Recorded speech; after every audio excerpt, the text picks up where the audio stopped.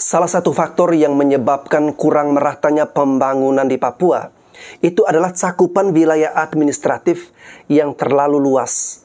Papua itu adalah sebuah wilayah besar, wilayah dengan luas pulau yang sangat luas. Bahkan Papua lebih luas dibandingkan dengan Pulau Jawa. Kalau di Pulau Jawa ada beberapa provinsi, sedangkan di Papua itu hanya ada 2 provinsi, yaitu Provinsi Papua dengan ibu kotanya Jayapura dan Provinsi Papua Barat dengan ibu kota Manokwari.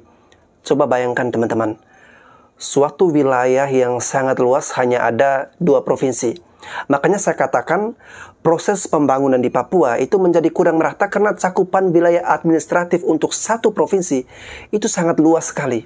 Oleh karena itu, dalam rangka mempercepat proses pembangunan di Papua, pemerintah telah melakukan kajian untuk membentuk satu provinsi lagi di tanah Papua, yaitu Provinsi Papua Selatan. Sebelum membahas lebih jauh, saya disclaimer dulu ya teman-teman.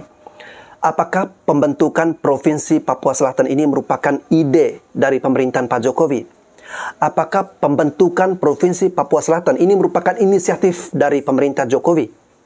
Jawabannya adalah tidak. Saya perlu membahas hal ini ya teman-teman, karena ada pihak-pihak yang membangun narasi-narasi buruk. Jadi seolah-olah pemerintah Jokowi membentuk Provinsi Papua Selatan dengan maksud untuk mengalihkan perhatian, dengan maksud untuk menutup-nutupi kasus yang banyak terjadi di Papua. Jadi saya katakan pada teman-teman semua, pembentukan Provinsi Papua Selatan itu merupakan aspirasi murni dari masyarakat Papua Selatan yang terdiri dari tokoh-tokoh penting di Papua Selatan, kepala daerah di Papua Selatan, dan juga tokoh-tokoh adat dan masyarakat Papua Selatan secara keseluruhan.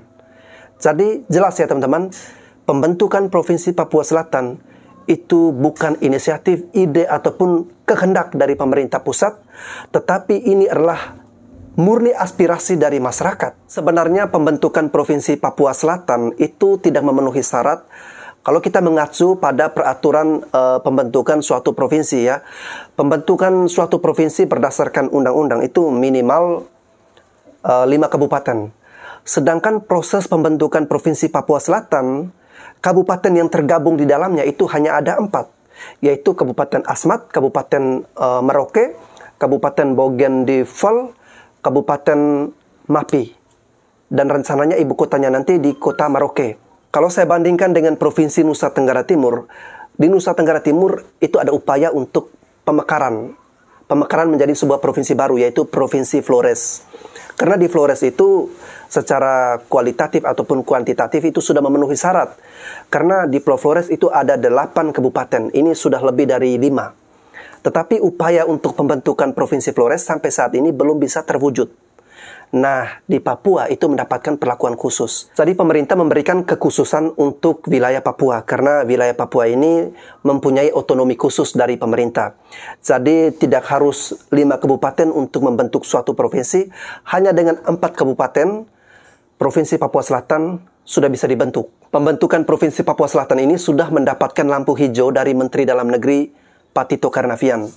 Jadi Pak Tito Karnavian sudah memberikan masukan kepada masyarakat di Papua Selatan untuk bersatu padu ya, semuanya bersatu, membuat pernyataan tertulis untuk dikirimkan kepada Presiden Joko Widodo agar upaya untuk pembentukan Provinsi Papua Selatan ini bisa segera dilaksanakan atau bisa segera diwujudkan.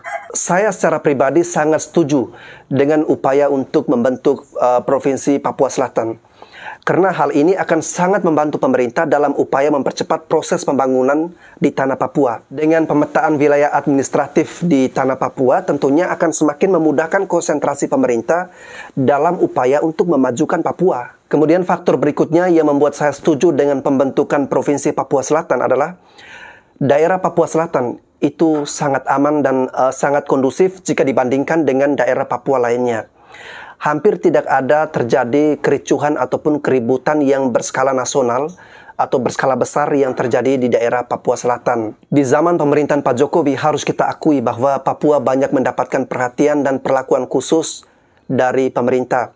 Pak Jokowi sudah berkali-kali mengunjungi daerah di Papua. Papua memang harus diberikan perhatian yang terus-menerus karena mereka adalah bagian dari NKRI. Wilayah paling ujung timur Indonesia itu memang harus maju agar tidak terjadi ketimpangan pembangunan antara wilayah barat dengan wilayah timur.